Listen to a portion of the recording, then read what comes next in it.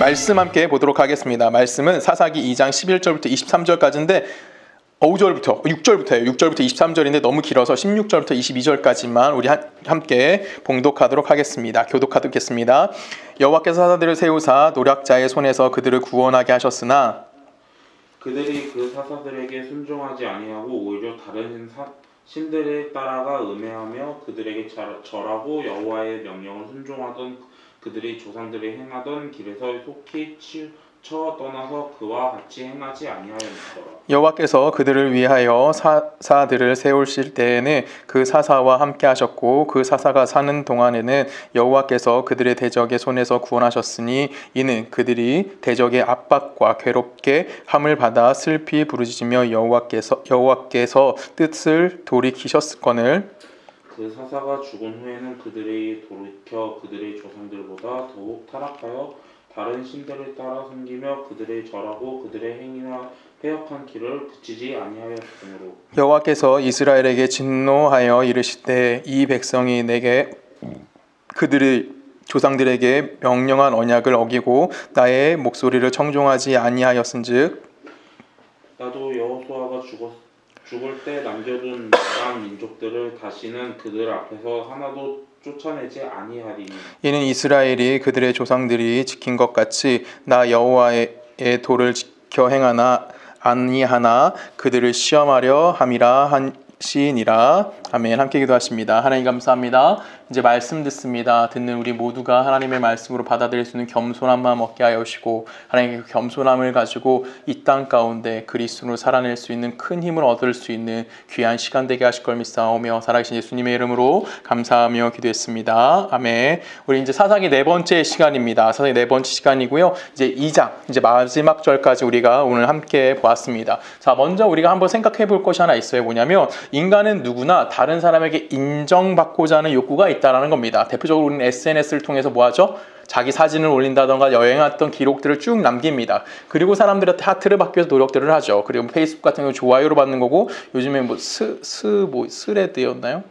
모르겠어요. 요즘에 뭐 하나 또 예전에 나오긴 했지만 그 글씨 쓰는 걸 뭐 나온 거 비슷한 거 있지만 그다음에 뭐 트위터도 뭐 X 뭐 이런 식으로 바뀌었던 것 같아요. 그래서 이런 식으로 내가 누군가의 글을 어딘가에 글을 올리고 아니면 사진을 올리고 아니면 진짜 쇼츠 유튜브 같은데 쇼츠 같은 걸 통해서 나라는 존재성을 끊임없이 뭐 하는 거죠? 알리고 사람들에게 아, 저 사람 대단하구나, 저 사람 뭔가 있는 것 같아 라고 인정받고자 하는 욕구는 모두 다 갖고 있습니다. 저 역시 가지고 있고요. 우리에게 함께 예배드리고 있는 우리 모두 다 갖고 있는 욕구인 겁니다. 근데 문제는 뭐냐면 이 욕구가 결국 더 높은 곳으로 올라가기 위해서 누굴 짓밟아야 되는 거예요?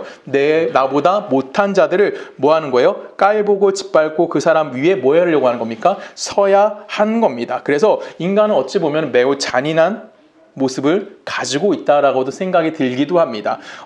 요즘 한국교회 가장 시끄러운 이슈가 뭐냐면 뭐 많아요. 굉장히 많긴 한데 가장 큰 이슈는 뭘까요? 유신진화론입니다.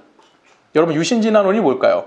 이게 굉장히 어려운 얘기예요. 유신진화론이 간단하게 얘기하면 뭐냐면 하나님이 창조하셨다라는 거예요. 근데 그 창조하신 하나님이 뭐 하셨다는 겁니까? 이 창조 세계가 하나님의 말씀으로 창조되었다. 딱 6일째 창조가 끝났다. 뭐 이런 식으로 끝나는 것이 아니라 쉽게 말하면 우리가 창세기부터 뭐 그 계시록까지가 보통 6,000년 이렇게 얘기하거든요. 그래서 요 6,000년의 젊은 지구론이 아니라 막 40억 년 이렇게 된 오래 늙은 지구론을 이야기하는 겁니다. 그래서 빅뱅도 터질 수 있고 모두이 발견되고 저런 것들, 그러니까 과학적으로 나왔던 그 모든 것들이 하나님의 섭리와 하나님의 계획 안에서 이루어졌다. 그 하나님의 창조로 이루어졌지만 자연의 질서와 자연의 법칙에 의해서 뭐가 이뤘다는 겁니까? 모든 것들은 진화되어져 가고 있다. 라고 이야기하는 게 이제 유신진화론이라고 이야기할 수 있어요. 그래서 쉽게 생각하면 우리가 아는 진화론에 뭘 붙인 거예요?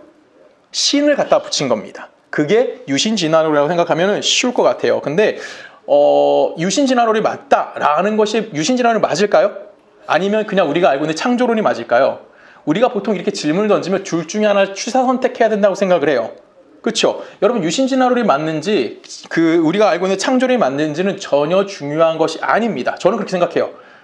유신진화론도 그들 나름대로의 타당한 근거가 있는 거고요. 창조론도 우리 나름대로의 뭐가 있어요? 근거가 있다라는 거죠. 그래서 이게 왜 이게 맞다 틀리다를 이야기하는 것이 왜 위험하냐면 인간의 이성으로 하나님의 창조 세계를 파악할 수 있다.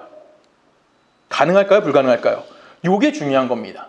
우리가 만약에 이게 가능하다라고 하면은 그럼 하나님의 영광의 모든 것들이 우리가 이해하지 못하는 영역이 존재한다, 존재하지 않는다? 없게 되어질 수 있다라는 거예요. 그래서 이것이 뭐가 되냐면 결론은 내가 뭐가 되는 거예요? 하나님을 우리의 인간의 이성 안에 뭐 할 수 있게 되는 겁니까? 가둘 수 있게 되는 거고 내가 그것을 다 이해할 수 있는 자가 되었다라는 큰 교만에 빠질 수 있을 수도 있다라는 겁니다. 그래서 우리는 이걸 볼 때 어느 것이 맞는지는 하나님만이 아시는 거예요. 그렇죠? 우리는 그 하나님을 믿고 하나님을 따라가는 삶을 사는 것이 유신진화론이 맞다고 외치는 자를 따라가는 것이 아니라 창조론이 맞다고 외치는 자를 따라가는 것이 아니라는 거예요. 근데 문제는 뭐냐면 유신진화론을 주장하는 사람들이나 창조론을 주장하는 사람들의 주류는 누굴까요? 일반 평신도일까요? 아니면 목사님들일까요?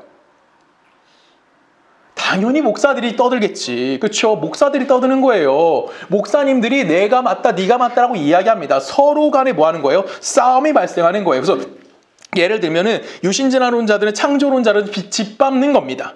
그리고 그 짓밟고 그 위에 서서 자신의 이성의 위대함을 주장하고 있는 거고요. 반대로 창조론자들은 뭐 할까요? 유신진화론자들이 잘못됐다는 것을 그들을 넘어뜨리고 그들 위에 뭐 하는 거예요? 또다시 서가지고 자신의 이성의 위대함을 주장하고 있다라는 거예요.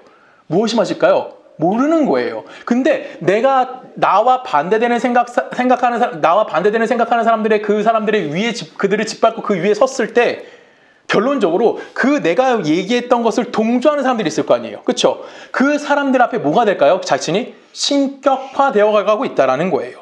유신진화론을 외치는 자들은 그 자기의 동조하는 많은 사람들이 뭐가 되고 있어요? 신격화되어 가고 있고요. 창조론을 주장하는 사람들 역시 뭐 하고 있는 거예요? 창조론을 따르고 있는 많은 사람들이 뭐가 됐어요? 신격화되고 있어요. 이 사람이 하는 말이 다 맞아. 이 사람이 하는 말이 다 맞아. 이런 식으로 뭐 하는 거예요? 양분화돼가지고 서로 뭐 하고 있어요? 신격화돼가고 있는 모습이 보이고 있다라는 거예요. 결론적으로 뭐가 되는 겁니까? 그 사람 스스로가 우상이 되어가고 있다라고 우리가 바라보고 있는 거고요. 그래서 그런 모습들이 뭐 하는 겁니까? 너무나 가슴 아픈 일이라는 거예요. 인간은 다른 사람과 비교해서 그 위에 서서 자신의 옳음을 주장할 수 있는 자들일까요? 인간은 절대 그럴 수 있는 자들이 아니에요. 대표적으로 하나의 예를 들어보도록 하겠습니다. 지금 이제 가우디의 그 스페인의 어디죠? 바르셀로나에 있는 가우디 성전이 이제 곧 100년이에요. 그렇죠? 2년인가 3년 지나면 100년이 된다 그러더라고요. 그때 완공된다 이런 얘기가 있어요. 자, 그럼 가우디 성전이 완성됐다고 해서 가우디라는 사람을 완벽하게 우리가 이해할 수 있을까요? 절대 이해할 수 없어요. 그렇죠? 왜? 가우디가 만들어 놓은 어떤 업적은 보긴 해. 근데 그 사람의 모든 거를 우리가 이해할 수 있다고 이야기할 수 있을까요? 그거는 바보짓이죠. 그렇죠? 또 하나 예를 들어볼게요. 저를 예를 들어보겠습니다. 제가 가게 장사하면서 저를 만나는 손님이 집에서 제가 아빠와 아니면 남편으로서의 생활하고 있는 조성을 이해할 수 있을까요? 절대 이해할 수가 없는 거예요. 그렇죠? 목사로 만난 여러분들이 제가 가게에서 장사하고 있던 사람의 모습을 이해할 수 있을까요? 그냥 목사로서의 조성을 이해할 수 있는 거지 다른 모습의 조성은은 여러분들은 모르는 사람일 수 있다는 거예요. 제가 그렇게 크게 다르진 않아요. 하지만 동일하다고도 이야기할 수는 없는 거죠. 왜? 각자 모습이 다 다르게 주어질 수 있기 때문에 우리는 누군가 내가 어떤 업적을 쌓고 어떤 이성을 갖고 있고 어떤 위대한 일을 했다고 할지라도 그것이 자기 자신의 정체성을 드러낼 수 있다 없다. 절대 드러낼 수가 없다라는 거예요. 그래서 우리는 뭐가 필요한 거냐면 인간은 내가 가지고 있는 업적이나 나라는 존재성을 규정할 수 없는 자들이기 때문에 우리는 뭐 하는 겁니까? 예수 믿는 자로서 존재하는 거고 죽는 날까지도 뭐 할 수밖에 없는 거예요? 하나님의 은혜 앞에 설 수밖에 없다라고 성경 우리들에게 이야기해 주는 거예요. 왜 그럴까요? 내가 예수 믿는다라고 하는 그 어떤 한 업적을 갖고 있다고 칩시다. 그렇다고 여러분들이 그 예수 믿는 업적 때문에 죄를 안 져요? 아니죠. 우린 또 죄를 져요. 그래서 우리는 하나님 앞에 항상 뭐한 자가 되는 겁니까? 무력한 자가 되는 거고요. 무능한 자가 되는 거고요. 추악한 실체가 항상 부각되어질 수밖에 없는 삶을 누구 앞에 살아가야 되는 거야? 하나님 앞에서 살아갈 수밖에 없는 자들이 누구라는 겁니까? 우리라는 거예요. 그래서 결론적으로 우리는 누구의 은혜가 필요한 자가 되는 거예요? 하나님의 은혜의 필요성을 끊임없이 알게 되는 그 삶을 살아가고 있는 중이라는 것입니다. 이것이 바로 하나님의 영광을 드러내는 자로서의 삶을 사는 것이 내가 어떠한 노력을 함을 통해서 우리 안에서 정말 선함이 나올 수 있을까요? 내 안에서 착함이 증명되어질 수 있을까요? 절대 불가능하다라는 거예요. 그렇죠? 제가 매일같이 그 노숙자들을 만나면서 그 노숙자들을 안아줬다고 칩시다. 그렇다고 그게 선함일까요? 이거는 여러분 우리 기준에서의 선함인 거예요. 그렇죠? 하나님의 기준에서 생각해야 되는 거예요. 선이라는 것은, 옳음이라는 것은 내 기준과 내 윤리와 내 도덕성 안에서 옳고 그름에 대해서 이야기하면 성경적으로 우리는 너무나 잘못된 삶을 살 수밖에 없어요. 모든 것의 근거는 어디에 둬야 되는 겁니까? 여호와 하나님이 말씀하신과 그의 일하심에 근거를 둬야 되지, 내 뜻과 내 이기를 위해서 한다? 이거는 말이 안 된다라는 거예요. 그거는 선함이 아니라 내 욕심을 채우는 겁니다. 이해 가시죠? 어떤 청년이 있었어요. 그 청년이 매일같이 노숙자들을 찾아가고 그들을 안아주고 그들이 먹을 걸 나눴던 청년이 있었습니다. 그때 유튜브 같은 걸 촬영을 해가지고 그걸 업로드했어요. 많은 사람들이 그 사람을 칭송했습니다. 그 사람 지금 뭐 하고 있을까요? 그 사람이 지금도 노숙자들을 만나고 이렇게 하고 있다면 전 잘하고 있다고 생각해요. 근데 그 친구는 지금 다른 데 강연만 다니고 있는 걸로 제가 알기로는 그래요. 그래도 열심히 신앙생활을 합니다. 본이 될 만한 신앙생활을 하긴 해요. 근데 그 모습이 정말 하나님으로부터 나왔는지 아니면 자기 열심히 나왔는지 우리는 알 수 없는 거예요. 그렇죠? 근데 우리가 단순히 그 사람의 행했던 그 어떤 모습만 보고 이 사람은 하나님의 사람이야 라고 우리가 단정 지어버릴 수 있다 없다? 없다라는 거예요. 이걸 여러분 잘 생각하셔야 되는 겁니다. 이해 가시죠? 이 모습을 우리는 끊임없이 고민해야 되는 거예요. 쉽게 생각하면은 우리가 내가 어떤 업적을 쌓음을 통해서 그리스도인 다움을 가질 수가 있다 없다? 가질 수가 없다라고 이야기하는 겁니다. 바울이 이렇게 고백해요. 우리 한 주씩 교독합니다. 빌립보서 3장으로 갑니다. 5절부터 읽을게요. 나는 8일 만에 할례를 받고 이스라엘 족속이요 베냐민 지파요 히브리인 중에 히브리인이요 율법으로는 바리새인이요 열심으로는 교회를 박해하고 율법으로는 흠이 없는 자라. 그러나 무엇이든지 내가 유익하던 것을 내가 그리스도를 위하여 다 해로 여길 뿐더러 또한 모든 것을 해로 여김은 내 주 그리스도 예수를 아는 자식이 가장 고상하기 때문이라. 내가 그를 위하여 모든 것을 잃어버리고 배설물로 여김은 그리스도를 얻고 그 안에서 발견되려 함이니 내가 가진 은은 율법에서 난 것이 아니요 오직 그리스도를 믿음으로 말미암은 것이니 곧 믿음으로 하나님께서부터 난 의라. 내가 그리스도와 그 부활의 권능과 그 고난에 참여함을 알고자 하여 그의 죽으심을 본받아 어떻게 해서든지 죽은 자 가운데서 부활에 이르려 하노니 내가 이미 얻었다 함도 아니요 온전히 이루었다 함도 아니라 오직 내가 그리스도 예수께 잡힌 바 된 것을 잡으려 달려가노라. 아멘. 자, 지금 바울이 자기가 다메섹에서 예수님을 만나기 이전에 갖고 있던 모든 것들을 뭘로 여긴다고 합니까? 뭘로 여긴대요? 배설물로 여긴다라고 해요. 가지고 있던 게 뭐예요? 자, 5절에 보면 나는 이스라엘 족속이고 베냐민 지파고 히브리인 중에 히브리인이다. 그러니까 나는 완벽한 100% 히브리인이야 라고 이야기하고 있는 거고, 율법으로는 바리새인이야. 나 율법에 뭐한 자? 정통한 자. 그 다음에 자기는 열심으로 교회를 박해하면서 율법을 통해서 의를 쌓아갈 수 있는 뭐라 그러죠?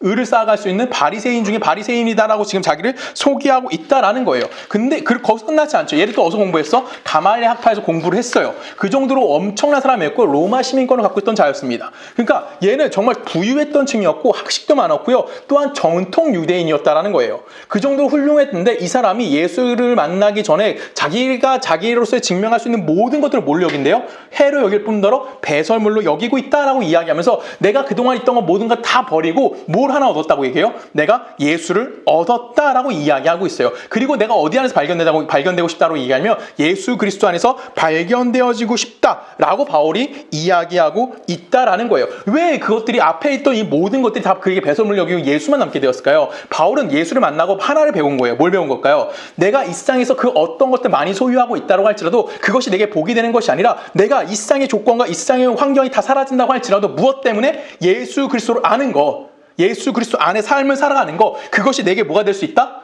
복이라는 사실을 누가 안다라는 거예요? 바울이 드디어 알게 되었다라는 거예요. 쉽게 생각하면 예수 믿는데 이 세상의 기준들, 이 세상의 가치들은 가치가 있다 없다? 아무런 가치와 소용이 존재하지 않는다라고 고백하는 겁니다. 그래서 바울은 누구의 은혜를 구하는 자가 되는 거예요? 하나님의 은혜를 구하는 자가 되는 거고요. 은혜를 구하는 삶을 살다 보니까 누구의 영광을 그의 삶에 담을 수밖에 없게 되는 거야. 하나님의 영광이 그의 삶에 담아지는 삶을 살아졌다라는 거예요. 이것이 우리가 자연적으로 나타나는 뭐가 될까요? 착함인 거고요. 이게 뭐예요? 성경에서 말하는 선함이다라고 이야기하는 겁니다. 이해 가시죠? 이 삶을 누가 살았다는 거예요? 바울이 살았다는 거고요. 이것이 우리가 잘 아는 산상수훈에서 예수님께서 우리를 향해서 뭐라고 말씀하십니까? 너희는 세상의 빛이다. 세상의 소금이다라고 이야기해요. 여러분들이 여러분들이 어떤 노력을 해서 소금이 됐죠? 여러분들이 무엇을 했기 때문에 빛이 됐다고 했죠? 아무것도 없어요. 우리에게 무엇을 해서 빛이 되라는 얘기도 없고요. 우리한테 무엇을 해야지만 소금이 된다는 얘기도 없어요. 성경은 뭐라고 예수는 우리에게 뭐라고 얘기하냐면 너희는 이미 세상의 빛이다. 너희는 세상의 소금이다예요. 소금이 되라, 빛이 되라라가 아니라고요. 누누이 말씀드리죠. 예수 그리스도가 내 안에 들어오는 순간 이제 우리는 뭐가 되는 거예요? 뭐가 되는 거야? 이 세상의 소금이고 이 세상의 빛이 되어지는 존재로서의 삶을 갖게 되어진다라는 겁니다. 그러면 내 안에 예수가 존재한다면 이제 우리는 뭐 하는 거예요? 내 삶의 모든 행위의 근거는 누구에게 두고 수 있는 거야? 예수 그리스도에게 두고 있는 거고요. 이게 하나님이 기뻐하시는 어떤 일이 되는 겁니까? 선함이 될 수 있는 거고 이것이 우리 안에서 뭐가 되는 거예요? 자연스럽게 드러나질 수밖에 없게 되어진다라는 겁니다. 그것이 누구의 정체성이에요? 예수를 믿는 그리스도인들의 정체성이다라고 이야기하는 겁니다. 그런데 사사기는 사람들 각자는 각자 누구에게 근거를 둡니까? 자기 행위에 근거를 둬요. 사사기 마지막 절에 뭐라고 되어 있다고 했습니까? 그때의 왕이 없으므로 각기 자기 소견에 뭐한 대로? 옳은 대로 했어요. 그러면 이 사람들은 뭐 하는 거예요? 자기 중심적인 사고를 하고 내가 판단하고 내 것이 뭐 되는 겁니까? 내 것이 옳은 것이 되는 거예요. 그럼 내 것이 옳은 걸 주장하기 위해서 나는 결론적으로 누구를 지배해야 돼? 다른 사람 위에 군림해야 되는 거고 그 군림하기 위해서 다른 사람을 뭐예요? 지배하는 거고 다른 사람을 도구로 사용하는 자들이 되어줄 수밖에 없게 된 거예요. 그래서 이들은 더욱더 뭐한 자가 될까요? 성경적으로 이야기하면 악한 자가 되었다라고 이야기하는 겁니다. 언제나 자기중심적인 삶을 살아가면은 다른 사람 위에 군림하고자 하는 인간의 취약함이 뭐가 되는 거예요? 드러나질 수밖에 없게 된다고 이야기하는 것이 사사기가 오늘 우리들에게 이야기해 주는 겁니다. 오늘 본문을 읽다 보면은 하나님의 구원의 은혜, 하나님을 이스라엘 백성들이 잘 섬기고 하나님이 그들에게 구원의 은혜를 베푸시는 장면이 나와요. 그렇죠? 우리가 읽은 그 부분이 바로 그런 장면인데 이거에 대해서 왜 하나님께서 그들을 구원해 주셨는지에 관련된 이야기가 나옵니다. 우리 18절 제가 다시 한번 읽습니다. 여호와께서 그들을 위하여 사사를 뭐 했대요? 세우실 때 전제가 하나 붙죠. 뭐예요? 하나님께서 이스라엘 백성을 구원해 주시는데 누가 있을 때? 사사가 있을 때라는 전제를 붙이시는 거예요. 다시 계속했습니다. 그 사사와 함께 하셨으면 누가? 하나님이 그 사사와 함께 했기 때문에 그 사사가 살아날 동안에는 여호와께서 그들이 누구의 손에서? 대적의 손에서 구원하셨으니 이는 그들이 대적에게 압박과 괴롭힘을 받아 슬피 부르짖으며 뭐 했다는 거예요? 이스라엘 백성 하나님 앞에 하나님 살려주세요. 쉽게 말하면 회개했다라는 얘기죠. 그리고 뭐 했다는 거예요? 하나님의 뜻을 돌이켰습니다. 그래서 그들이 회개했기 때문에 하나님의 뜻을 돌이켜서 그들에게 누굴 보냈다? 사사를 보냈다. 그래서 사사들이 있는 동안에는 뭐 했다? 하나님이 그들과 함께 했고 그래서 그들이 뭐 했다? 대적의 손으로부터 구원함을 받게 되어졌다라고 이야기하는 거예요. 이게 전제라는 겁니다. 뭐가 있을 때? 사사가 있을 때가 전제가 되는 거예요. 알았죠? 그래서 그때 누가 구원해 주신다? 하나님이 이스라엘 백성을 구원해 주셨구나 라고 이야기할 수 있는 겁니다. 그러면 오늘 우리가 읽은 것처럼 그들이 슬피 부르짖었고 하나님의 말씀에 순종하는 모습을 보였기 때문에 하나님이 그들을 구원해 주신 걸까요? 계속해서 성경을 다시 이제 앞쪽으로 가서 읽어볼게요. 그 바로 윗절 16, 17절에 제가 읽을게요. 여호와께서 사사를 세우사 노력하는 자들의 손에서 구원하게 하셨으나 그들이 그 사사들에게 순종하지 뭐 했대요? 아니하고 그들이 뭐 했다는 거예요? 사사가 있을 때 하나님 구원을 베푸셨는데 그리고 그때 그들이 뭐 했어? 회개했는데 결론은 그들이 사사의 말을 들었다 안 들었다? 듣지 않았다. 오늘 설교 제목이에요. 사사들에게 순종하지 아니하고 오히려 다른 신들을 따라 음행하며 그들에게 절하고 여호와의 명령에 뭐 했다? 순종하던 그들의 조상들이 행하던 길에서 속히 뭐였죠? 치우쳐 떠나서 그냥 쉽게 버렸다는 얘기예요. 하나님을. 그리고 뭐 했대요? 그와 같이 행하지 아니하였더라. 완전 다르게 하나님을 떠난 우상 숭배하는 일을 했다라는 겁니다. 지금 이스라엘 백성은 하나님께 사사를 주셨을 때 그들에게 뭐 했다는 거예요? 그들의 말에 이스라엘 백성은 청종하지 않았다라는 거예요. 오히려 누굴 섬겼다? 하나님을 섬긴 것이 아니라 다른 신을 섬기고 음란하게 그 신들을 따라갔다라고 성경은 우리들에게 이야기해주고 있다라는 거예요. 그런데 왜 하나님은 사사가 있을 때라는 전제를 주시고 이스라엘 백성을 구원해 주셨냐라는 거죠. 그것이 사사의 역할인 거거든요. 사사는 누구로 예표될까요? 시장으로 오면은. 구원을 베푸는 자 누구예요? 예수 그리스도. 그렇죠? 그리스도로 예표가 되는 거, 메시아로 예표가 되면서 즉 이스라엘의 구원이 하나님이 이스라엘에게 구원을 베푸시는 것은 이스라엘이 했던 어떤 행위적인 업적이나 어떤 행위적인 그런 위대함 때문에 그들을 구원해 주는 것이 아니라 사사로 예표되어지는 메시아에 뭐가 있는 거예요? 공로로 그들이 뭐했다? 구원받았다는 것을 교훈해 주기 위해서 사사들을 세우실 때라는 전제를 뭐 하시는 겁니까? 하나님이 붙이셨다라고 이야기하는 거예요. 그러면 그때 사사기 내내 이스라엘 백성은 하나님을 섬겼다 안 섬겼다? 문제는 한 번도 섬기지 않았다라는 거예요. 하나님의 말씀에 그들은 뭐 했다? 불순종했고요. 우상을 섬기던 자들이었어요. 그러면 이스라엘의 정체성은 사사가 있던 없던 같은 걸까요? 다른 걸까요? 사사로서 그 사사의 유무가 그들의 그 존재성을 증명할 수 있을까요?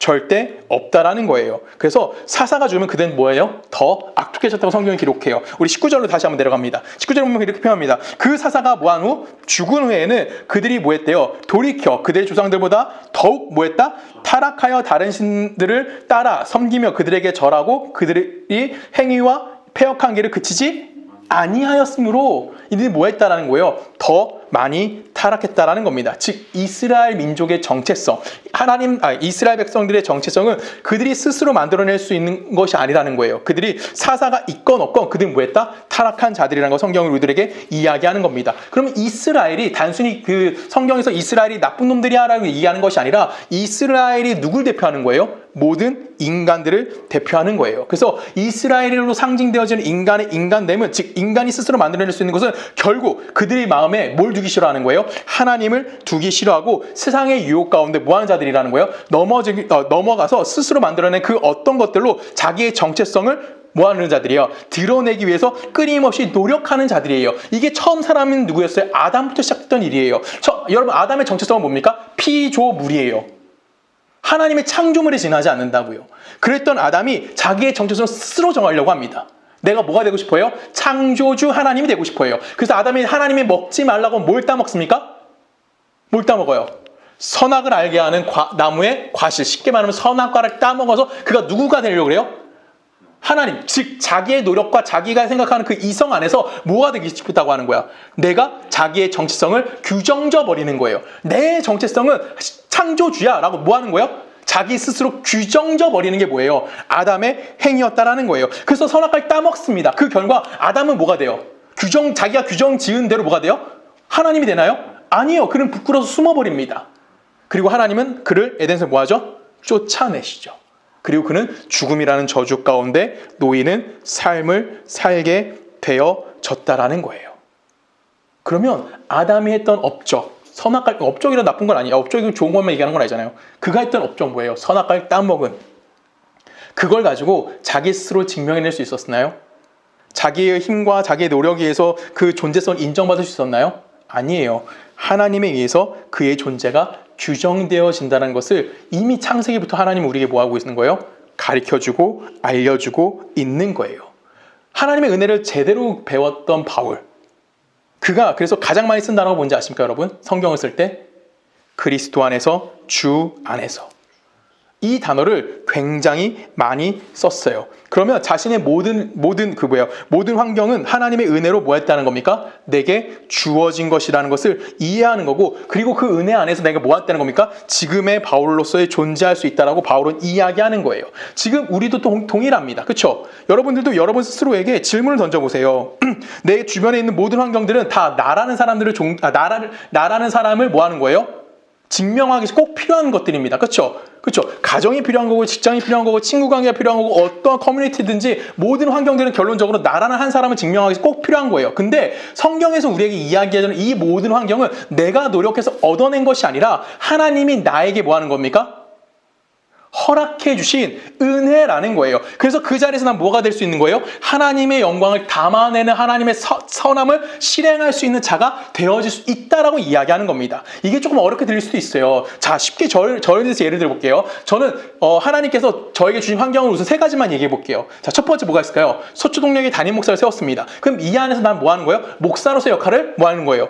잘 감당하면 되는 거예요. 자, 그 다음에 두 번째 뭐죠? 보이차집을 시작하게 하셨어요. 그러면 보이차집 사장으로서 내가 여기 앉아서 뭐 하면 되는 거예요? 보이차를 팔면 되는 거예요. 그게 뭐가 되는 거예요? 나의 정체성이 되는 거예요.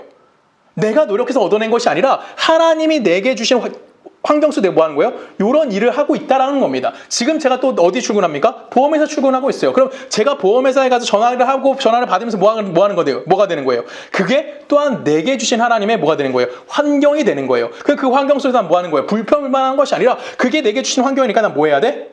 거기서 또한 하나님의 선함을 실행할 수 있는 자로서의 삶을 살아가 가야 하는 거예요. 즉 내게 주신 모든 환경은 다 누구의 은혜다? 하나님의 은혜이기 때문에 나는 뭐 하는 거예요? 그 안에 하나님의 백성으로서 뭘 담아내는 겁니까? 뭘 담아내는 거예요?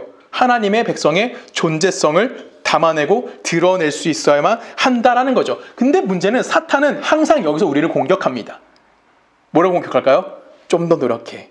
그럼 넌 뭐 할 수 있어? 더 좋은 환경과 조건을 가질 수 있어. 모든 환경의 주체를 잠깐 누구로 만들려고 그래요? 자신. 나로 누가 만들려는 거야? 사탄이 끊임없이 우리를 유혹하는 거예요. 인간중심적 사고를 하게끔 하는 거죠. 하나님의 은혜를 받으며 살아가는 존재로서 우리를 이해하려고 하는 것이 아니라 우리가 인간 중심적 사고를 하게 됨을 통해서 뭐 하게 되는 거예요? 세상의 유혹, 사탄의 유혹 가운데 끊임없이 빠져갈 수밖에 없는 거고요. 아담이 거기서 넘어진 거예요. 누가 와서 유혹합니까? 사탄이 와서 유혹하잖아요. 그 뭐래요? 선악과 따먹어. 너 안 죽어. 이 얘기를 듣고 아담이 뭐 하는 거예요? 선악과를 따먹어 버리게 되는 거예요. 우리 역시 항상 여기서 고민해요. 지금 내가 조금 더 노력한다면 내 환경이 뭐 할 거다? 바뀔 수 있을 것 같아. 지금 내가 조금만 뭐만 하면은 내가 뭐 할 수 있어? 지금 이 어려움을 해결할 수 있어. 이게 뭐예요? 우리 안에 있는 사탄의 유혹에 빠져서 그 삶을 살아가는 것들이 우리 안에 분명히 존재한다는 겁니다. 그래서 내 기준에 못 미치는 것은 뭐 하고 있어요? 우리는 솔직히 비판하고 있어요. 우리는 세상을 향해서 이런 나쁜 정치인들 하면서 비판을 합니다. 우리는 교회를 향해서 이런 나쁜 목사들, 나쁜 교회들하고 비판을 해요. 왜? 내가 생각하는 기준이 여기 있기 때문에. 하나님의 생각대로 우리는 이 세상을 바라보는 것이 아니라 자꾸만 내가 기준이 돼가지고 뭐 하는 거예요? 남을 비판하고 그 비판 위에서 뭐 하는 거예요? 그 위에 군림할 수 있다라고 생각한다라는 것이죠. 그래서 우리는 너무나 쉽게 주변을 뭐 하는 자들이 돼요? 비판하고 있는 자들인 거고 그 비판함을 통해서 한번 뭐 하는 거예요? 나라는 존재성을 규정해 버리는 인간 중심적 사고를 끊임없이 뭐 하고 있는 거예요? 우리는 하고 있다라는 겁니다. 이게 매우 무서운 유혹인 거고 우리는 매번 이 자리에서 뭐 하는 자들이죠? 이길 때도 가끔은 있겠죠. 근데 우리는 거의 99.9%는 실패하고 있다라는 거예요. 근데 놀라운 건 뭔지 아십니까? 내가 사탄의 유혹에 넘어가서 실패한 그 자리에 누가 찾아오실까요? 하나님이 찾아와 그 실패를 덮어주신다라는 거예요. 에덴을 추방당했을 때 아담이 에덴을 추방했을 때 하나님이 잘 가 이랬나요? 잘 가셨죠. 뭘 입혀주면서 가죽옷을 입혀주면서 그를 찾아가 주셨어요. 이해 가시죠? 성경은 끊임없이 뭐 하는 거예요? 우리가 하나님 앞에 무력한 자라는 걸 깨닫게 만들어 주신다는 거예요. 그걸 깨달은 그 순간 하나님은 뭐 하는 겁니까? 우리를 찾아와 주시는 겁니다. 쉽게 생각하면은 하나님의 은혜를 다시 경험하게 해서 다시 내가 중심적 삶으로 돌아가 버리는 것이 아니라 하나님 중심적 삶을 살게끔 인도해 주신다는 거죠. 근데 문제는 나는 또 뭐예요? 하나님의 은혜 땡큐 와 눈물 흘렸어. 자 그러면 여러분 뭐 하실 거예요?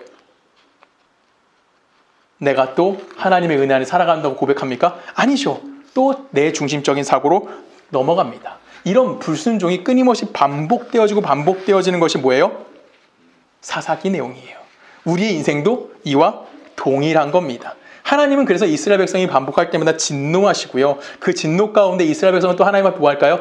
회개합니다. 그러면 하나님이 그들을 뭐 하죠? 사사를 보내세요. 그들을 구원해 내세요. 근데 그들이 결국은 뭐죠?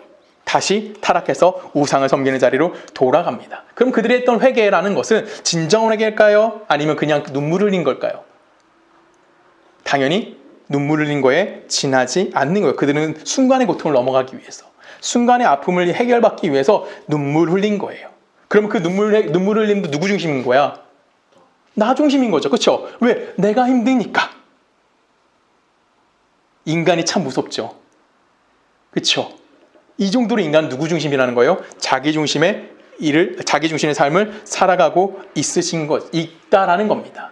이런 인간임에도 불구하고 누가 찾아오신다고요? 하나님이 그들에게 은혜를 베풀기 위해서 찾아와 주세요. 지난주 이스라엘 백성은 복임에서 울었고요. 오늘 본문이 처음이 시작됩니다. 우리 한 번씩 고독해볼까요? 11절부터 이스라엘 자손이 여호와의 목전에서 악을 행하여 바알들을 섬기며 애굽 땅에서 그들을 인도하여 대신 그들의 조상들의 하나님 여호와를 버리고 다른 신들을 곧 그들이 주위에 있는 백성들의 신들을 따라 그들에게 절하며 여호와를 진노하시게 하였는데. 자, 지금 얘기가 그대로 반복되죠. 그렇죠?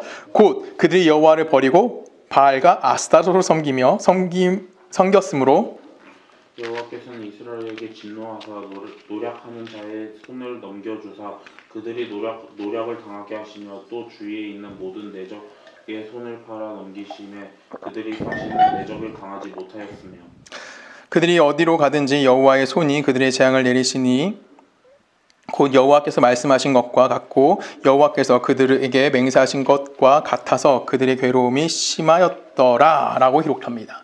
자, 이스라엘 백성이 복임에서 회개의 눈물을 흘립니다. 그쵸? 그랬더니 그들이 어디로 간대요? 어디로 갔어요?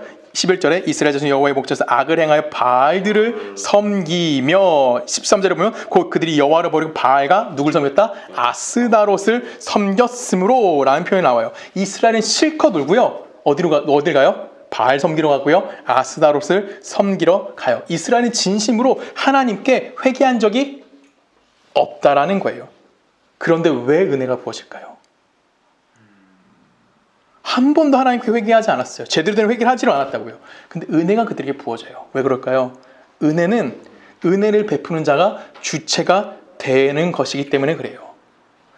은혜 받는 은혜의 수혜자들이 그들이 갖고 있는 상황이나 그들이 갖고 있는 조건, 그들이 무엇을 했고 그것을 무엇을 못했는지 그들에게 상벌적 개념으로 은혜가 주어지는 것이 아니기 때문에 은혜는 뭐 하는 거예요?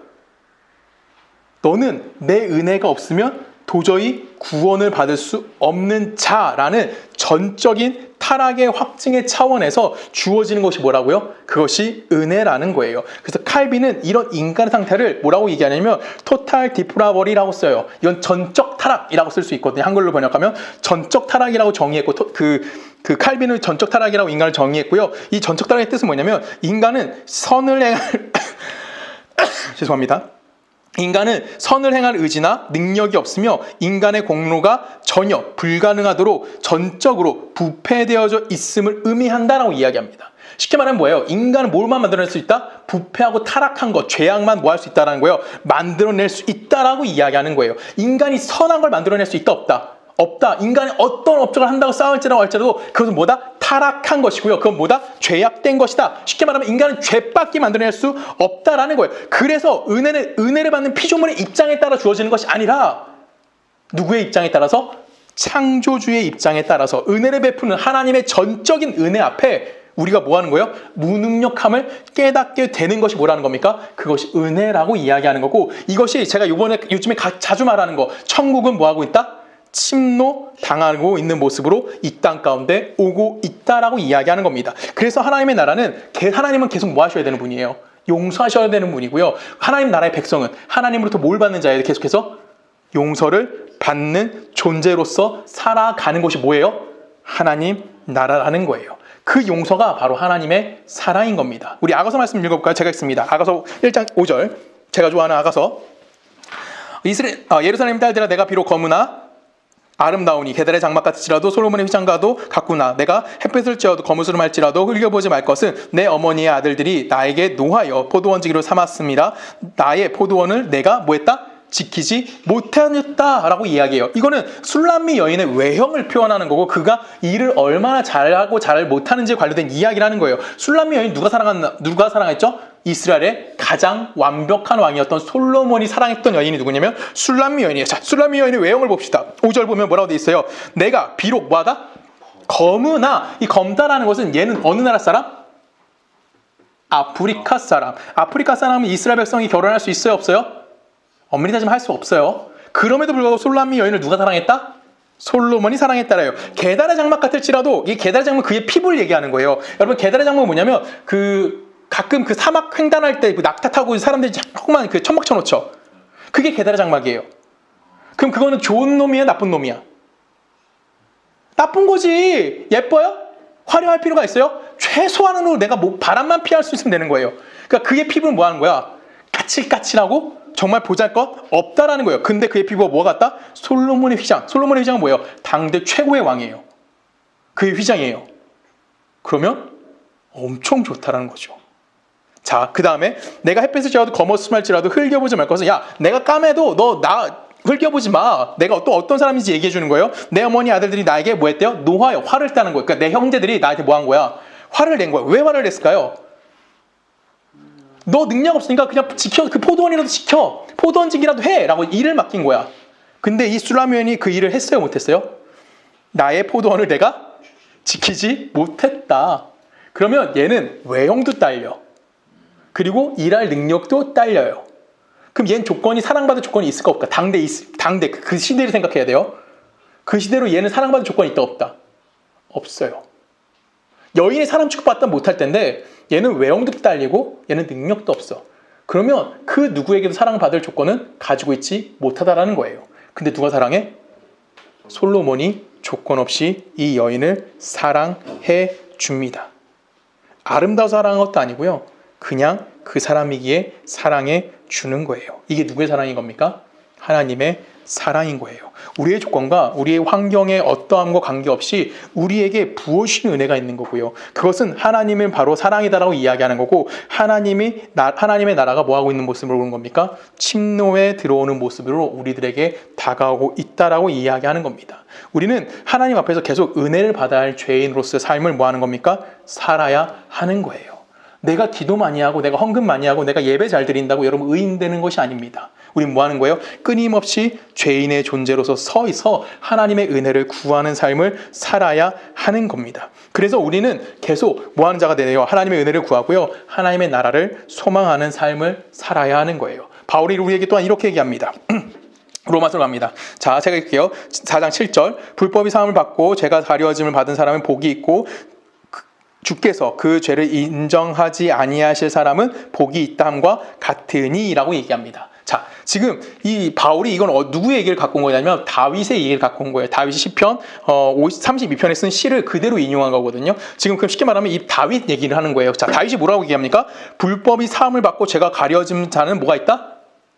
복이 있다라고 이야기해요. 자, 그러면 내가 죄를 짓고 그 죄가 뭐 했다라는 거예요? 가리워졌다라는 거예요. 그 다음에 8절에 뭐라 되어 있습니까? 주께서 그 죄를 인정하지 아니하실 사람. 내가 죄를 졌는데 하나님이 모르겠다, 죄 아닌가 봐 라고 신경도 안 쓰는 거.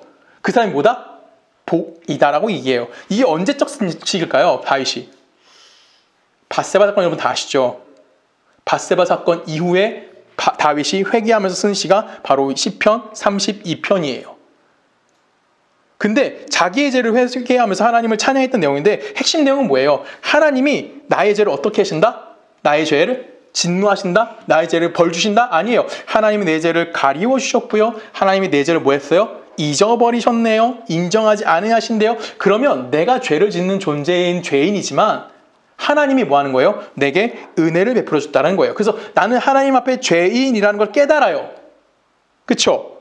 근데 그것이 내가 누구의 은혜 안에 있다는 거예요? 하나님의 은혜 안에 있는 것이 복이다라고 이야기해요. 그럼 밧세바 사건을 통해서 다윗이 깨달은 건 뭐예요? 내가 골리앗을 이긴 어떤 업적을 쌓았던 사람도 아니고요. 내가 이스라엘의 왕으로서 어떤 업적을 세워서 하나님께 인정받는 것이 아니라 하나님이 내가 뭐한 자라는 걸 인정하기를 원하시는 거야. 하나님 앞에 죄인이라는 사실을 인정하기를 원하셨다라는 거예요. 그래서 그 죄인인 걸 인정하니 이제는 하나님이 뭐를 하는 거야? 그에게 복을 주셨다라고 다윗은 잠깐 찬양해요. 이 밧세바 사건과 동시대 밧세바 사건 때 썼던 시가 또 하나 있어요. 51편입니다. 시편 51편. 우리 이건 한 절씩 교독하도록 합니다. 시편 51편 제가 읽을게요. 첫 절 4절부터 4절 5절 나눠 읽을게요. 내가 주께만 범죄하여 주의 목전에서 악을 행하였사오니 주께서 말씀하실 때 의로우시다 하고 주께서 심판하실 때 순전하시다 하리이다. 내가 죄악 중에서 출생하였으며 어머니가 죄 중에서 나를 잉태하였나이다. 아멘. 자, 지금 이건 언제 사건이라고요? 밧세바 사건 때예요. 밧세바 사건 이후에 지금 다윗이 뭐라고 해요? 내가 주께만 뭐 했대? 범죄. 여러분 이게 뭐예요? 다윗은 누가 뒤졌어? 밧세바한테 뒤졌잖아요. 밧세바를 겁탈해서 임신시켰죠. 임신한 애도 죽어버려요. 하나님 화내서. 그의 남편도 죽여버려요. 그럼 누가 잘못한 거야? 누가 잘못한 거니? 밧세바가 잘못한 거야? 하나님이 잘못한 거야? 그 좀 넉넉히 봐서 그래 둘 다 돼야죠. 그렇죠? 밧세바도 잘못한 게 맞죠. 그래서 지금 다윗은 뭐라고 고백해요? 내가 누구에게만? 주께만 범죄했다. 하나님한테만 뭐 했다? 죄를 지었다라고 이야기해요. 여러분 이 말 이해 가십니까? 다윗이 왜 주께만 하나님께만 죄인이라고 얘기할까요? 이유는 간단합니다. 5절에 보면 뭐라고 얘기해요? 내가 죄악 중에 출생하였으며 어머니가 죄 중에서 나를 뭐했다? 잉태하였다. 왜냐하면 자기가 태어날 때부터 이미 나는 뭘로 태어났다? 죄인으로 태어났기 때문에 나는 누구 앞에? 하나님 앞에 평생 죄인이었구나 라는 것을 이제 그는 깨닫게 된 거예요. 그의 삶의 모든 순간은 누구의 삶이었다는 거야? 성군의 삶이 아니었다라는 거예요. 골리앗을 이긴 어떤 장군의 삶이 아니라 그의 생의 모든 순간은 다 누구의 어떤 삶? 죄인의 삶이었다라고 다윗이 이제서야 밧세바 사건을 통해서 그가 깨닫게 되어졌다라는 겁니다. 즉 모든 인간은 하나님 앞에 뭘로 설 수밖에 없는 거예요? 죄인으로 설 수밖에 없다라는 거예요. 하나님께서 남유다를 멸망시킬 때 예루살렘에서 뭐를 하나 찾으실까요? 제가 읽을게요. 예레미야 5장 1절에 보면 너는 예루살렘 거리로 빨리 다니며 그 넓은 거리에서 찾아보고 알라. 내가 만일 정의를 행하며 진리를 구하는 자를 한 사람에서 찾아내면 내가 이 성읍을 뭐한대요? 용서하리라. 즉 남유다가 패망하고 있을 때 예루살렘이 이제 바벨론에서 완전히 멸망받잖아요. 그때 하나님이 예레미야에게 와서 이렇게 얘기하는 거야. 야 그러면 그 예루살렘 성전 안에서 의인 한 명을 찾아라. 그러면 이 진노를 내가 멈춰줄게. 예레미야가 찾았을까요? 못 찾았을까요? 우리 다 알잖아요. 그렇죠? 찾았으면 바벨론한테 멸망받지 않았겠죠. 의인 한 사람을 하나님 찾을 수가 없었다라는 거예요. 바벨론에 의해서 남유다는 완전히 멸망받고 하나님의 성전은 무너내리게 됩니다. 단 한 사람도 하나님 앞에서 그가 만든 어떤 걸 가지고 그가 만든 어떤 업적이 가지고 절대 의인이 될 수 없는 겁니다. 이것이 모든 인간의 뭐예요? 존재성이라고 이야기해요. 그래서 성경은 우리들에게 이것을 끊임없이 이야기합니다. 우리가 하나님의 말씀으로 근거해서 신앙생활을 통해서 우리의 못남과 우리의 무력함과 우리의 나약함을 우리는 계속해서 뭐 하는 자가 되어야 돼요? 배우는 자가 되어져야만 하는 거예요. 그래서 성경 어디에도 하나님 믿고 잘 먹고 잘 살았습니다. 하나님 믿고 부자가 됐습니다. 하나님 믿고 건강해졌습니다. 이런 얘기가 나올까요? 안 나올까요? 어느 한 구절도 이런 얘기가 나오지 않습니다. 인간은 그래서 하나님을 믿고 뭐하는 자가 되는 거예요. 하나님의 인도하심 앞에 여러분의 자존심이 공격받는 거고요. 하나님의 인도하심 앞에 감추어둔 나의 실제, 남에게 절대 보였던 나의 더러움들이 그대로 폭로되어지는 겁니다. 그럼에도 불구하고 여러분은 변하신다, 변하지 않는다? 우리는 절대 변하지 않는다라는 거예요. 그래서 우리는 뭐하는 겁니까? 아픈 거예요. 내가 하나님을 알아서 이제는 이쪽으로 가야 되는 걸 알겠는데 나라는 존재성은 절대 나의 힘과 나의 능력으로 변할 수 없는 무력한 존재라는 것을 깨닫게 되니까 끊임없이 난 뭐 할 수밖에 없는 거야? 아파할 수밖에 없는 거예요. 그러면 생각해 볼게요. 우리는 그래도 하나님이 부르셨고 하나님의 은혜 입은 자고 하나님의 복음을 전해야 되는 자예요. 그렇죠? 그럼 우리에게 왜 우리는 어떤 취급을 받아야 되는 거야? 하나님이 왜 우리를 이렇게 취급할까요? 다른 사람 다르게 해줘. 예수 믿고 하나님의 은혜 있는 자는 이제는 좀 그들과 다르게 살게 해야 되는데 똑같은 죄인의 모습을 왜 살게 했을까요? 왜 우리는 어떤 취급을 당할까요? 세상 속에서. 자, 성경을 읽어봅니다. 이사야 갑니다. 이사야 50장. 우리 한 절씩 읽어볼까요? 주 여호와께서 학자들에게 학자들의 혀를 내게 주사 나로 곤고한 자의 말을 어떻게 도와줄 줄을 알게 하시고 아침마다 깨우치시되 나의 귀를 깨우치사 학자들과 같이 알아듣게 하시나니 주 여호와께서 나의 귀였으므로 내가 거역하지도 아니하며 뒤로 물러가지도 아니하며. 자, 지금 하나님이 뭐 했대요? 나에게 학자의 혀를 주셔서 내가 말을 잘하게 해서 누구를 도와줄지를 알게 만드셨대요. 아침마다 내가 뭐 했대요? 학자의 귀를 내 귀를 열어주셔서 학자처럼 모든 걸 다 알아듣게 만들었대. 그 다음에 또 뭐 했대요? 내가 거역하지 않고 말빨이 겁나 뭐 했다는 거예요? 겁나 좋아졌다고 얘기하는 거예요. 그런 하나님의 복음을 전할 수 있는 자가 됐다라고 이야기하는 거예요. 하나님이 나에게 이런 엄청난 걸 줬대요. 그리고 어떤 일이 발생했을까요? 내가 복음을 전해 나갔더니 나를 때리는 자들에게 내 등을 맡기며 나의 수염을 뽑는 자들에게 나의 뺨을 맡기며 모욕과 침뱉음을 당하여도 내 얼굴을 뭐하지 않았다? 가리지 아니하였다. 주에 의해서 끌려가서 복음을 강제로 전하게 된 거잖아. 그렇죠? 하나님 나에게 학자의 길을 주셨다며. 학자의 혀를 주셨다며. 누가 주신 거야? 내가 원했어? 아니잖아. 하나님 주신 거잖아요. 그럼에도 불구하고 나는 뭐 하게 되는 거예요? 사람들에게 등을 돌려대서 맞아야 되는 거고요. 뺨을 때리는 거고요. 얼굴에 수염을 뽑히고 침뱉음을 당하는 거예요. 하나님의 말씀에 의해서 끌려가며 하나님의 말씀을 삶으로 살아내는 우리들 모두에게 결론적으로 누가 우리를 시험하시는 거예요? 하나님도 시험하시고 권징하시는 삶을 살며 세상으로부터 조롱당하는 거고요. 세상으로부터 멸시와 미움도 받으면서 살아가는 거예요. 이게 복음을 전하는 자의 삶인 거고요. 복음을 여러분 삶으로 살아내야만 하는 우리 모두의 뭡니까? 삶이기도 한 것입니다. 사사기는 사사들이 바로 이런 역할을 했던 사람들이 누구예요? 사사들이었어요. 하나님에 의해서 사용을 당합니다. 그들은. 그리고 그 자신들이 뭐가 특별하기 때문에 하나님 그들 사용하신 것이 아니에요. 그래서 사사기 나오는 사사들이 대단한 놈들이 없어요. 그렇죠? 다 뭔가 부족한 애들이 다 사사로서 하나님이 부르십니다. 그들이 뭔가 잘나서 하나님이 부른 것이 아니라 자신도 죄악으로 계속 폭로되는 과정 속에서 누구의 일을 해야 되는 거야? 하나님의 일에 동참하는 삶을 살아가는 일로 사사들이 하나님이 세우셨다는 겁니다. 그런데 하나님은 그 삶 속에서 하나님을 뭘 하신 거예요? 하나님을 담아내시는 겁니다. 이게 뭐예요? 하나님의 은혜라는 거예요. 제가 처음에 유신진화론을 이야기했어요. 유신진화론은 간단합니다. 아까도 이해하신 분은 이해하셨겠지만 창조에 누가 관여하시는 거예요? 하나님이 관여하시는 거예요. 하나님의 말씀으로 빛을 만드셨다. 요거를 이제 이 말씀이라는 단어 그거를 가지고 뭐 하는 거예요? 예를 들면 자연의 법칙을 그 안에 담아내는 거예요. 이게 하나님이 만드신 자연이다. 이런 식으로 얘기하는 거죠. 그래서 나머지는 자연의 법칙 맡기는 겁니다. 이건 어디랑 비슷할까요? 뭐랑 비슷할까요? 이신론이랑 비슷해요. 이신론은 뭐예요? 신의 존재를 인정하지만 신은 우리 인생에 개입하지 않는다라고 이야기해요. 그 이신론은 인간의 행위와 이성을 굉장히 높게 가치를 쳐주는 거고 굉장히 중요하게 생각하는 것이 이신론이에요. 이것을 하나님을 버린 이스라엘이 누굴 찾아갔다고 했죠? 아까 바알과 아스다롯을 찾아갔다 그래요. 왜 하나님을 왜 버리고 바알과 아스다롯을 찾아갔을까요? 여러분, 바알은 비의 신이고요.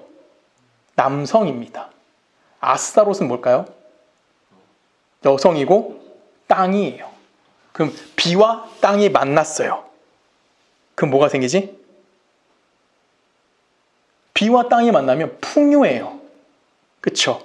남성과 여성이 만났어요. 그럼 뭐죠? 다산이에요. 이스라엘 백성들은 하나님의 은혜에 살아가는 것이 아니라 그들의 이성적 판단에 누굴 따라가는 거예요? 바알과 아스타롯을 따라가는 거예요. 음행을 따라가는 거예요. 음양의 조화를 따라가서 다산을 상징하는 거고요. 그들의 이해 범주 내에서 비와 땅이 만나니까 풍요로워지고 있구나. 그를 못 따라가는 거예요? 그들을 따라가고 있다라는 거예요. 쉽게 말하면 그들은 뭐 하는 거예요? 인간이 자기 자신이란 우상을 살찌워가는 중인 거죠. 그래서 음과 양, 남성과 여성 이런 자연 체제를 통해서 무엇이 발생된다? 생명이 발생할 수 있다. 그리고 스스로 진화, 발전하고 있다라는 것이 이신론이에요. 이게 이신론인 거고 이것이 결론은 지금 어디에 들어와 있달까요? 이 땅, 우리 교회 안에도 그대로 들어와 있어요. 쉽게 생각하면 여러분 하나님 다 믿으시죠? 그렇죠? 우린 다음엔 하셨을 거예요. 하나님 다 믿으시죠? 근데 우리는 초월적 하나님은 관심이 없어요. 내 이성으로 이해되고 내 이성으로 판단되어지는, 쉽게 말하면 하나님의 은혜가 1도 필요하지 않은 자들로 사는 거죠. 우린. 그래서 우린 뭘만 하고 있어요? 이성적 판단에서 하나님을 체크하고 있는 거예요. 이 부분 하나님, 이 부분은 하나님, 이 부분은 내가 믿을 수 있고 이 부분은 글쎄 좀 더 기도해볼까? 예를 들면서 이렇게 이해가 하는 거죠. 나의 이성만으로 관심이 쏠리는 거예요. 그럼 점점적으로 결론적으로 성경, 내 인생의 모든 거는 누구의 기준이 되는 거야? 하나님이 아닌 나로 수렴되어지는 거예요. 그러면 난 뭐가 되는 거예요? 나로 수렴되는 모든 신앙생활, 쉽게 말하면 내 중심의 신앙생활은 하나님 앞에 불순종인 거고요. 그거는 하나님을 대적하는 거예요. 여러분 뭐가 되는 거죠? 죄인이 되는 거예요. 그 자리에 누가 찾아오십니까? 하나님이 다시 찾아와 주시는 거예요. 그게 뭡니까? 은혜라는 거죠. 우리 성경 말씀 하나만 같이 다시 읽어봅니다. 빌립보서 갑니다. 앞에 있는 거, 다윗이 얘기했던 거. 빌립보서 5장 있죠, 거기. 5장 6절부터 9절까지만. 9절까지. 아까 우리 12절까지 읽었는데 9절까지만 우리 다시 한번 읽어볼게요. 한 절씩 있습니다. 나는 8일 만에 할례를 받고 이스라엘 족속이요 베냐민 지파요 히브리인 중에 히브리인이요 율법인으로는 바리새인이요 열심으로는 교회를 박해하고 율법으로는 흠이 없는 자. 그러나 무엇이든지 내게 유익하던 것이 내가 그리스도를 위하여 다 해로 여길 뿐더러 또한 모든 것을 해로 여김은 내 주 그리스도 예수를 아는 지식이 가장 부성하기 때문이라. 내가 그를 위하여 모든 것을 잃어버리고 배설물로 여김은 그리스도로 얻고 그 안에서 뭐하게 하여서 발견되려 함이라. 내가 가진 은은 율법으로 난 것이 아니요 오직 그리스도를 믿음으로 말미암은 것이니 곧 믿음으로 하나님께로부터 난 뭐다? 의라 라고 지금 바울이 고백합니다. 바울이 예수 그리스도를 아는 것 외에 다른 모든 것들을 뭐라고 얘기한다고요? 배설물로 여겼다라고 이야기해요. 자기 자신의 모든 행사와 언행을 다 뭘로 여겼다는 거예요? 배설물로 여겼다는 거예요. 예수만이 우리를 살린다는 것입니다. 그 어떤 좋아 보이는 것도 여러분들이 절대 살려낼 수가 없습니다. 우리는 뭐예요? 끊임없이 죄인이라는 것을 이 세상 가운데 드러내는 거예요. 그래서 우리는 하나님의 은혜가 필요한 자로서의 삶을 살아내야만 하는 겁니다. 우리가 해야 하는 것은 지금 내게 주어진 자리에서 뭐 하는 겁니까? 하나님의 말씀에 순종했던 예수 그리스도를 뭐 하는 자라고 하는 거예요?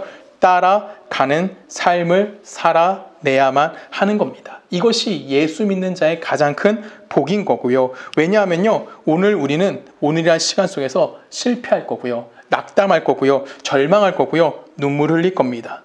근데 그 속에서 우리는 예수의 필연성을 배우게 되는 것이고요, 하나님의 은혜의 찾아오심을 또한 깨닫게 되어지는 겁니다. 이 삶이 가장 복된 그리스도인의 삶이라는 것을 기억하시길 원합니다. 오늘 맥주절입니다. 아까 잠깐 광고 시간에도 말씀드리긴 했지만 의미 부여하지 마십시오. 그냥 우리가 뭐 하는 거예요? 고아와 과부와 그 다음에 나그네들을 기억하면서 그들에게 우리의 것을 나눌 수 있는 날이어야만 하는 겁니다. 여러분, 우리가 할 수 있는 일은 적습니다. 그리고 우리가 하면서 또 우리의 교만을 또 이 세상 가운데 드러낼 수도 있어요. 그렇죠? 근데 우리는 뭐 하는 겁니까? 그 자리에서 다시 한번 하나님의 은혜를 깨닫게 되는 거고요. 내가 무능력하고 내가 할 수 없는 자이라는 사실을 또 한번 깨닫게 되는 겁니다. 그것이 누구의 삶인 거예요? 우리의 삶인 거예요. 우린 끊임없이 반복적으로 죄를 지으면서 하나님의 은혜의 필연성을 배워가는 중인 겁니다. 여러분, 오늘도 하나님의 은혜를 배우시기 원합니다. 내일도 하나님의 은혜를 배우셔야 돼요. 그래서 우리는 어디에 사는 겁니까?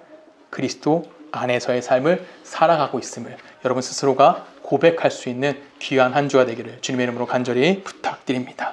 함께 기도하십니다. 사랑의 하나님 아버지 감사합니다. 하나님의 은혜와 하나님의 사랑 안에 우리가 살아있음을 고백합니다. 하나님, 이 시간 우리가 죄인이라는 사실을, 내 정체성은 죄인일 수밖에 없다는 것을 이해하고 예수 그리스도와 하나님의 은혜를 구하는 자의 삶을 살아가기를 원합니다.